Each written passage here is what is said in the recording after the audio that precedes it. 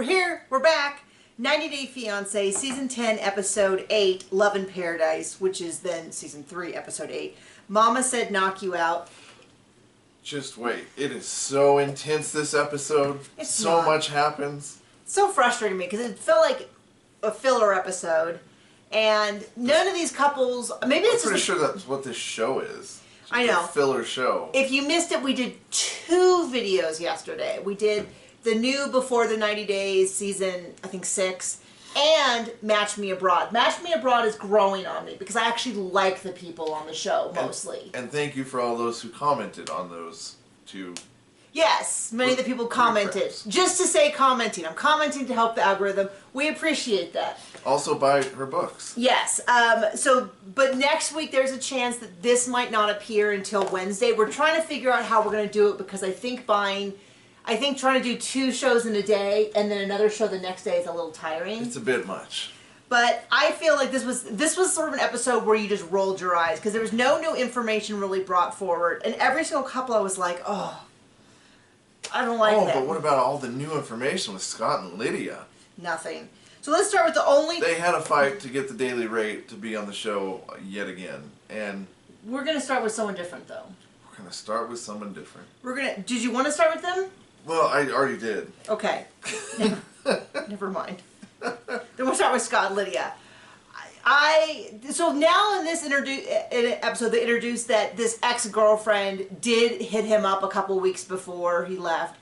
And I feel like every time they think you could just think like, oh, maybe this person's not so bad, they're like, well, let's make sure that we tarnish their image a little. So they're trying to kind of imply that at least it's not the girlfriend he gave $17,000 to. Was it not?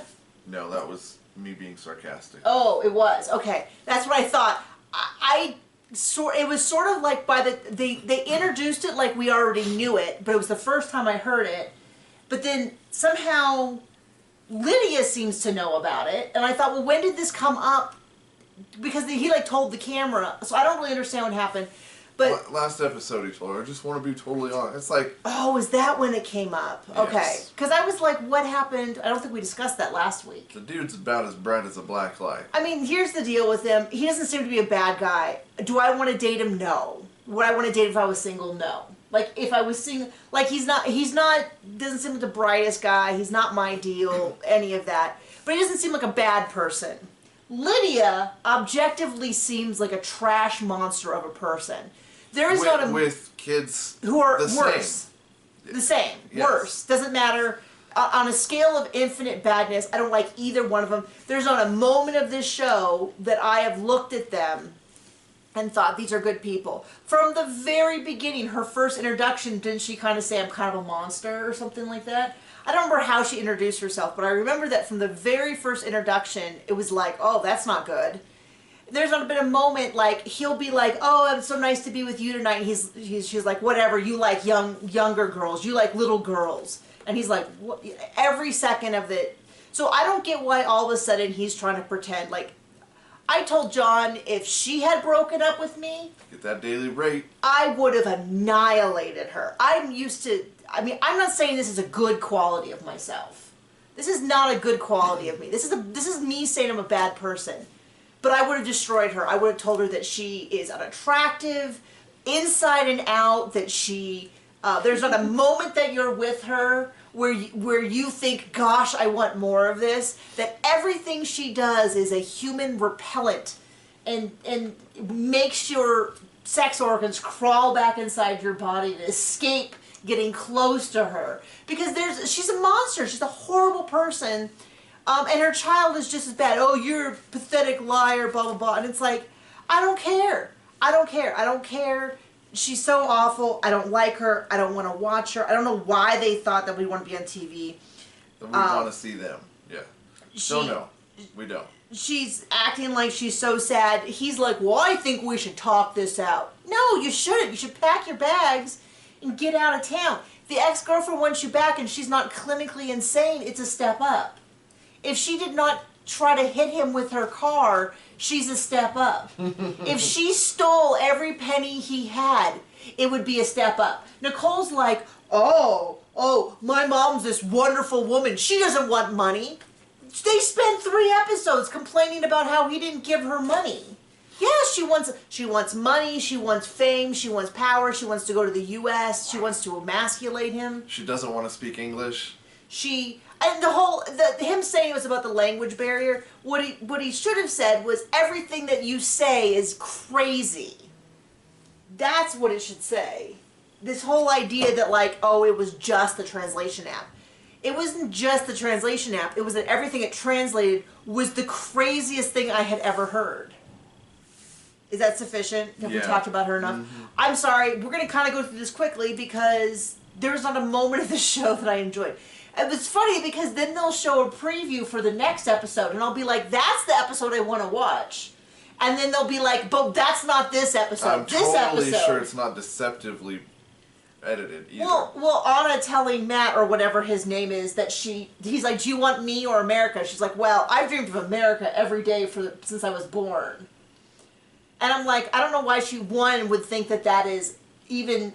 I don't get how these people so desperately want to connive their partners and are so bad at it. You know what I mean? Like, I mean, you could say it's cultural, but it still seems like, even cultural, you have to understand that if someone is saying, do you want me or America, and you're trying to sneak your way to America, you say, of course I want you, baby. I'm excited to be in America with you. America seems really cool, but I never dreamed I would fall in love with someone who lives there, and it's such a great coincidence that it just happens to be you. And I would follow you around the world, but since you live in America, I guess it's, like, not even a good job of pretending to be. But anyway, should we go on to... We should go. We should go. The Valentine and April... Who are they? That is the lady who has severe OCD, germophobia, who really should be in...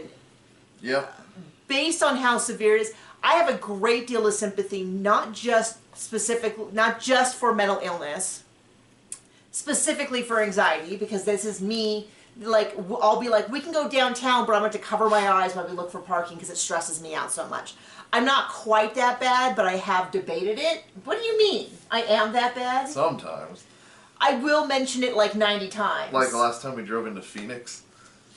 It's like, you're not even driving. Just like, be a passenger. When were we in Phoenix? A long time ago. Oh, like 7 years ago? Yeah. My anxiety's gotten significantly better. And I was also pregnant. Right? Yeah. And did we know? You were just a barrel of monkeys. We went to, was it Tucson?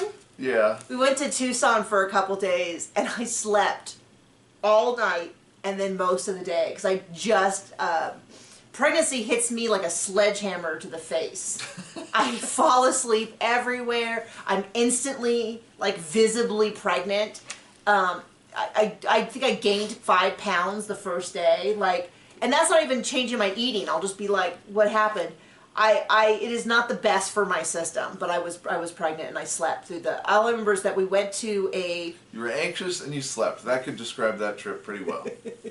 I remember we went to a grocery store, and it was it was like one of those, like, not quite Trader Joe's, but that style of place. Like, you know, everything's probiotic, this or that. And we went to this place just to get some snacks, because we stayed in a really nice hotel that had, like, a little kitchenette.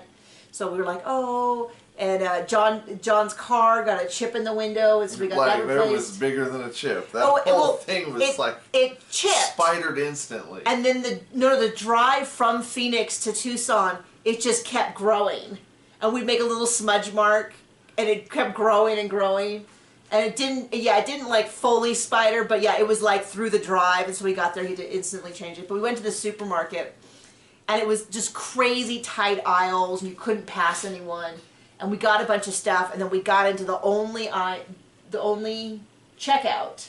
And the lady in front of us forgot her wallet. And John's like, I'll just pay for it. I'll pay for it. It's fine. We'll just pay for hers. We'll pay for it. Like he didn't say anything to get us out of here faster.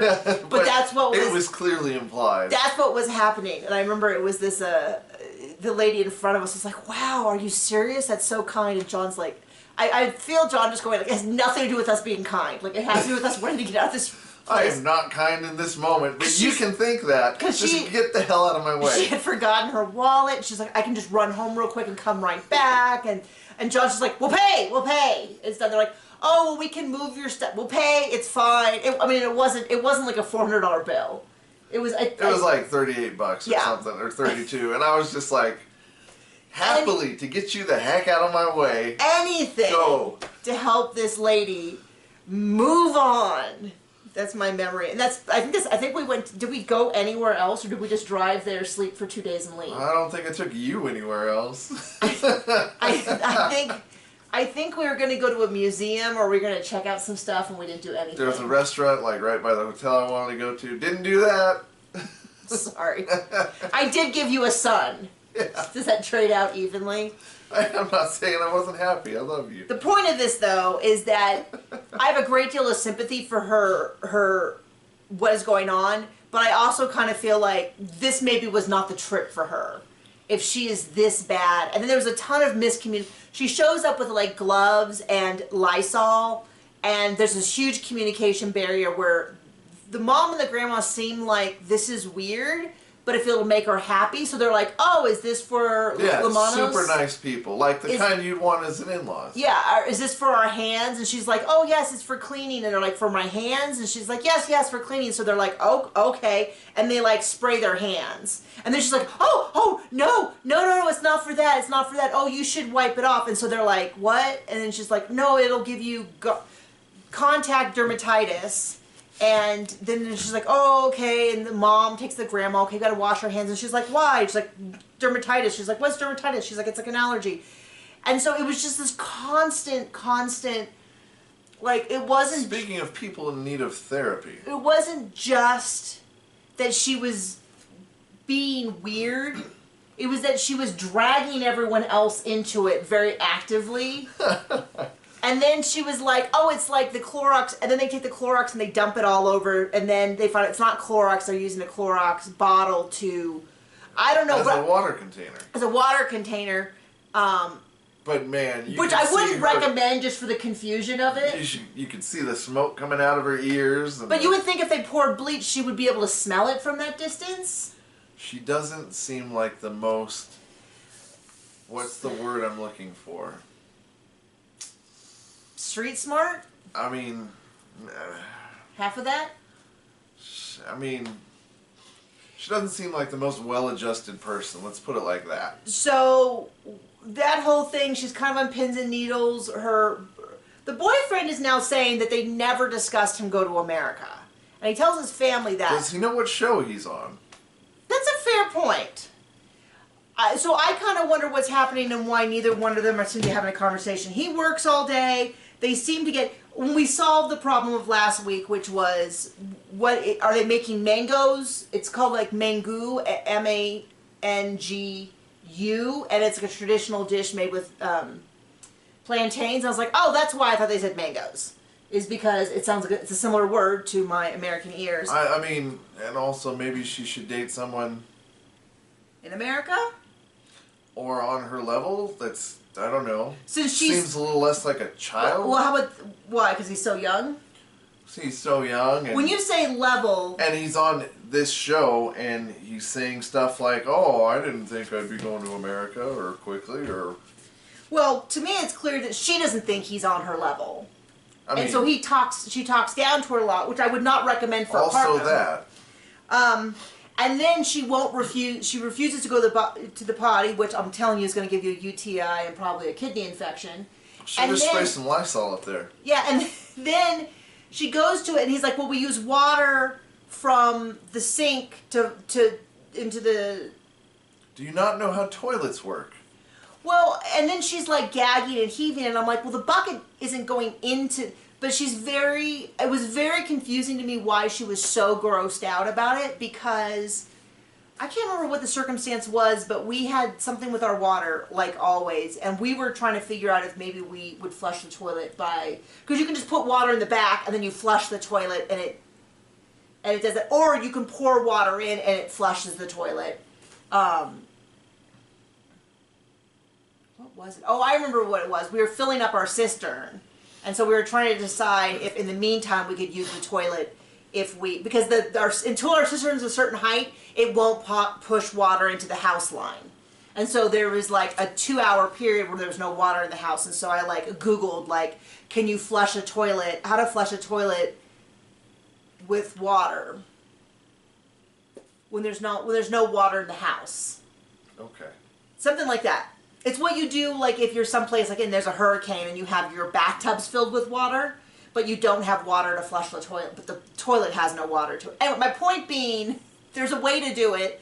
He described it, and she was like, she couldn't even fathom, like, pouring water into the toilet. It really grossed her out. And I'm like, no one's asking you to, like, get in there with your hands and, like, touch stuff. So it was kind of weird to me why she was so freaked out. But it just seems like she doesn't want to be there.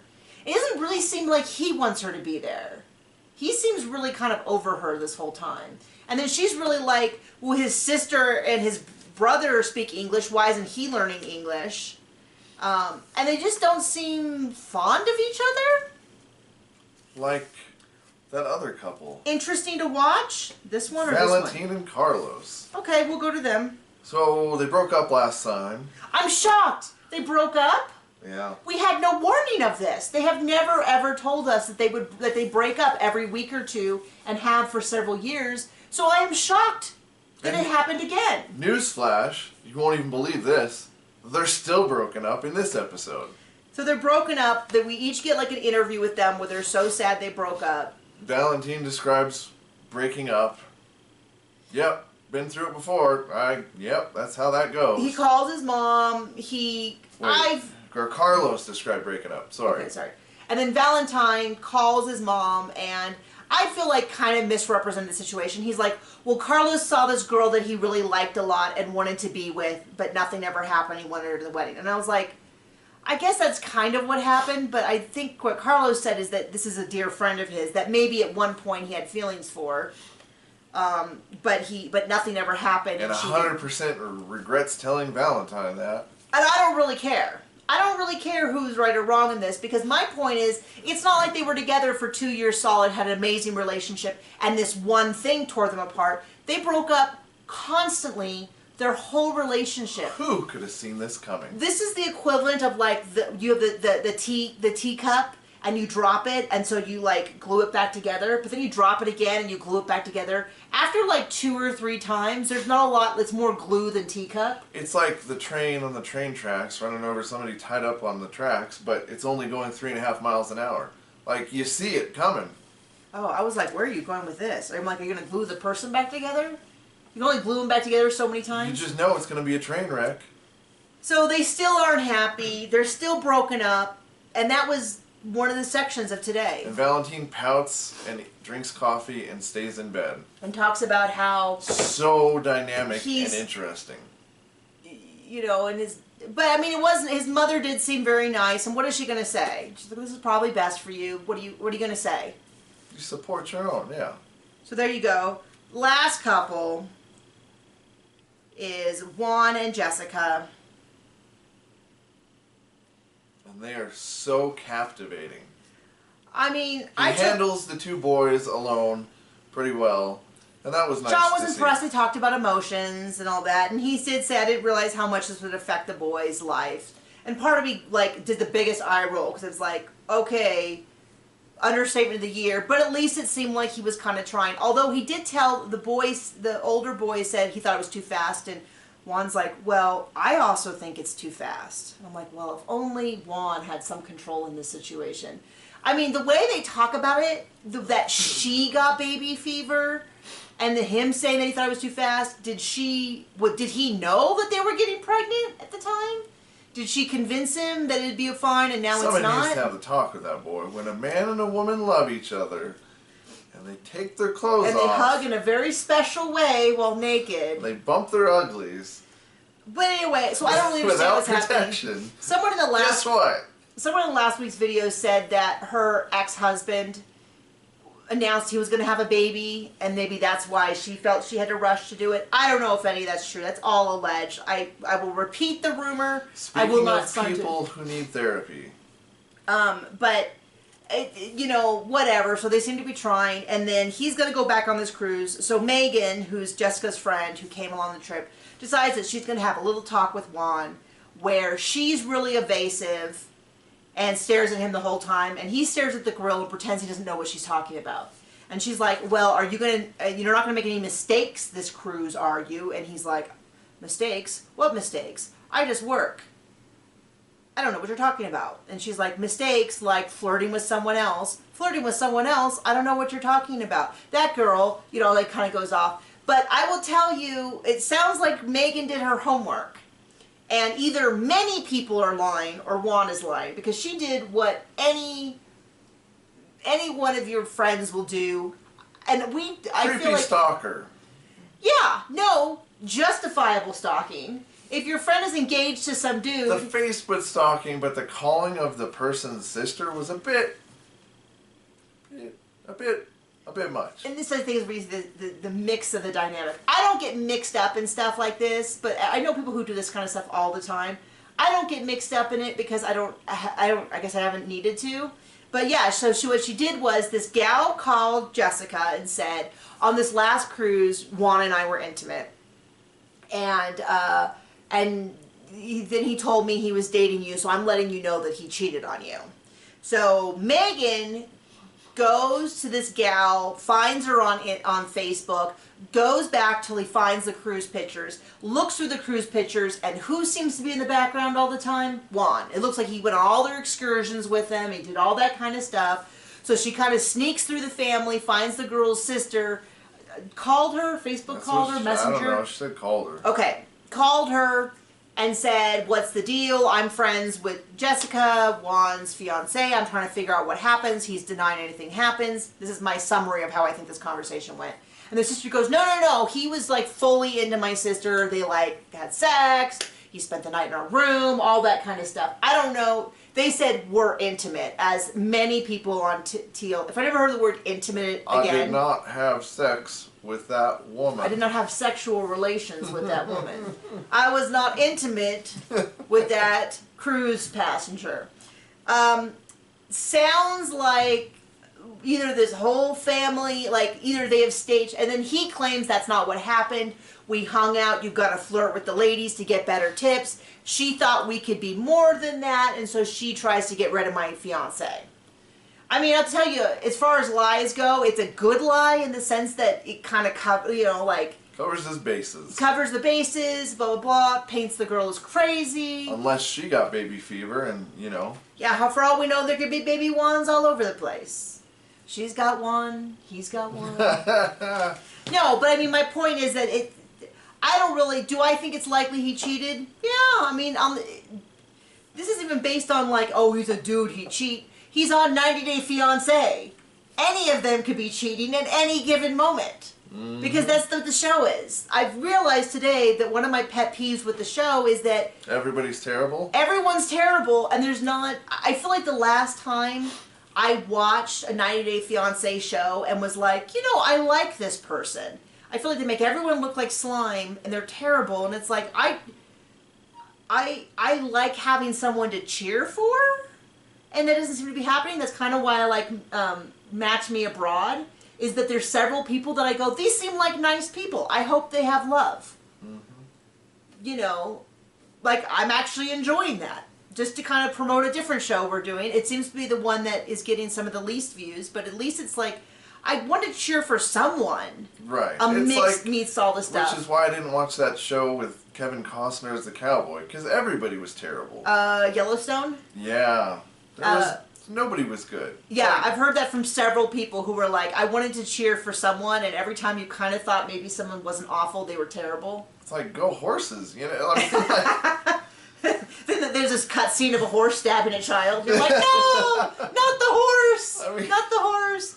Well, what was it with someone was saying the same thing about Secession. They're like, everyone's awful. And I'm like, if I want to watch a bunch of rich people fight over stuff.